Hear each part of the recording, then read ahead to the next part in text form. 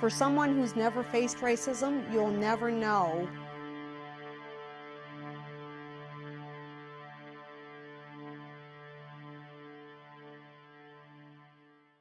I never aspired to be a newspaper reporter. It happened. Sherri Borden Colley grew up in small-town New Glasgow, Nova Scotia. Today, she's an award-winning reporter at the Chronicle Herald, a daily newspaper in the province's capital. Strong-willed and focused, she swung back and beaten anything in her way. Things weren't as bad in New Glasgow at the time when I was growing up. They were bad. I would say the educational system was at times hostile towards black students. For me, it was like, you know what? I'm going to further my education. I mean, there wasn't a lot of encouragement from my teachers. And that led her to the radio and television arts program at the Nova Scotia Community College. Sent down my little tape, you know, of reading a script, and I got accepted to it. But after graduation from NSCC, she wasn't ready to stop learning.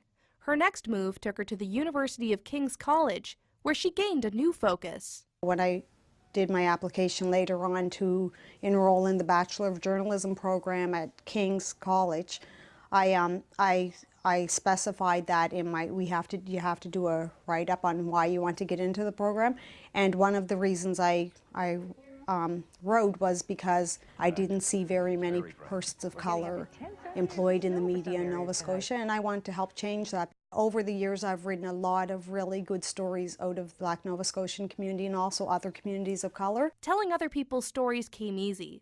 Living her own would be the challenge. Patricia Brooks Arnberg, colleague, classmate, and longtime friend, recalls. There weren't many people of color, and I think she had, and knowing what I know about Sherri, she's had a long road to go through. She's broken a lot of barriers. There were some days I would walk onto the campus and I would feel physically ill because of just racist racist comments I heard.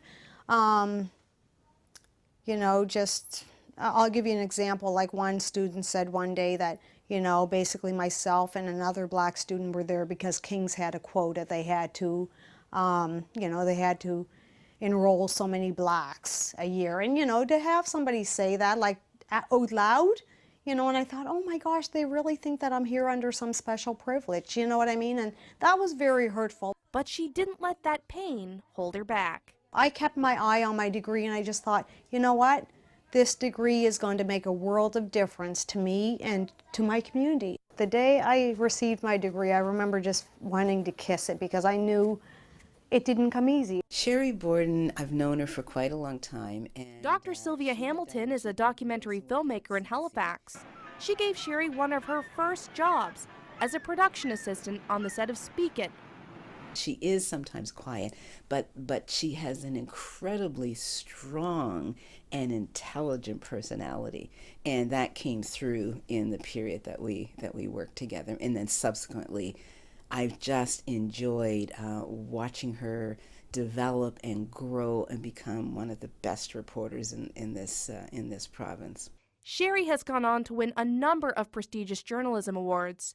She founded the Black Journalists Association of Nova Scotia and still has more to do. I'm looking at different options. I would like to go into counseling, particularly grief counseling.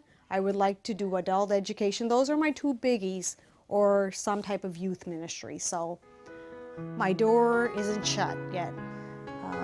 She's a tell it like it is person as well. You know, she's anything she wants to do, she can do it. I think that when you look at the work that she's done locally at the Herald, but also she initially was helping to set up an association for black journalists and to bring attention to issues of equity and diversity in the media, that's a really strong thing that she's done. And then when you look at the work she does at the Herald, as both she's been the court reporter, she's covered any number of cases, there's a precision with which she does her work, and I just think she's outstanding. As for Sherri, her message to others is simple. Put your heart and soul into all the work you do.